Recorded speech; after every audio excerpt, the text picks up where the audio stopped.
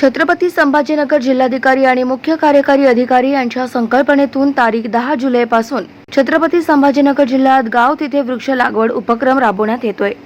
या उपक्रमाची सुरुवात सोयगाव तालुक्यातील आदर्श गाव तसेच आतापर्यंत 35,000 वृक्ष लागवड करून सर्वाधिक विक्रमी नोंद असलेल्या जरंडी गावापासून झाली आहे। यावेळी सोयगाव तालुक्याचे तहसीलदार गोरखनाथ सुरे, तालुका कृषी अधिकारी मदन सिसोदिया, पंचायत समिती तालुका कृषी अधिकारी संतोष भालेराव यांच्या हस्ते वडाच्या झाडाची लागवड करण्यात आली। गाव तिथे वृक्ष अभियान हा राबवण्याचा कार्यक्रम आज पूर्ण जिल्ह्यामध्ये राबवण्यात येत आहे आणि आज मी जरंडी येथे आलेलो असून इथं आज 2,000 रोपं आवळ्याचे, वडाचे व विविध प्रकारचे रोपं आज आम्ही ह्या स्मशानभूमीमध्ये व गावाच्या परिसरामध्ये लावण्यात आलेले आहेत। तुकाराम महाराजांनी सांगितलेलं आहे, वृक्षवल्ली आम्हा सोयरे वनचरे, ज्या उक्तीप्रमाणे आज या सोयगाव तालुक्यामध्ये पण हजारो रोपं प्रत्येक गावामध्ये लावण्याचा उपक्रम माननीय जिल्हाधिकारी साहेबांच्या सूचनेनुसार गाव तिथे वड उपक्रमाअंतर्गत आपण या ठिकाणी जमलेले आहोत।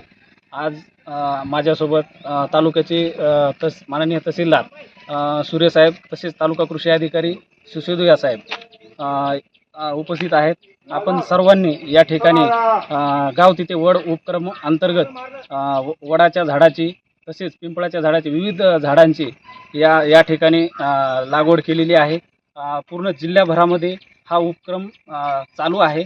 गाव तिथं वड, जुन्या काळामध्ये सुद्धा प्रत्येक गावामध्ये एक वड असायचा, परंतु ह्या आताच्या काळामध्ये वडाची झाडं हे नाहीशी झालेली आहेत। त्यामुळं माननीय जिल्हाधिकारी साहेबांच्या सूचनेप्रमाणे आम्ही सर्वजण जरंडी इथे आलेलो आहेत।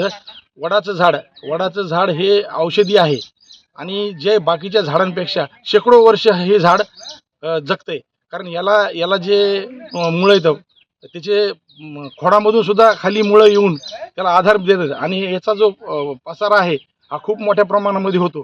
त्याचप्रमाणे अतिसार, अमावस्येमध्ये तसेच मधुमेहामध्ये याच्या पानाचा रस देऊन आजार बरे केले जातात। तसंच जे आपले पशुपक्षी आहेत, काही प्राणी आहेत माकडांसारखे, यांना सुद्धा ते खाद्य म्हणून हे होतं आणि याच्यावर बरेच पशुपक्षी जगतात। आता सध्याचा जो ट्रेंड आहे आपला की आपण रेंट्री वगैरे असे बाहेरच्या देशातले झाडं लावतो, परंतु याच्यामधून आपल्या प्राण्यांना किंवा पक्ष्यांना त्याचा काही उपयोग होत नाही। तर हा अत्यंत स्तुत्य उपक्रम आहे हा।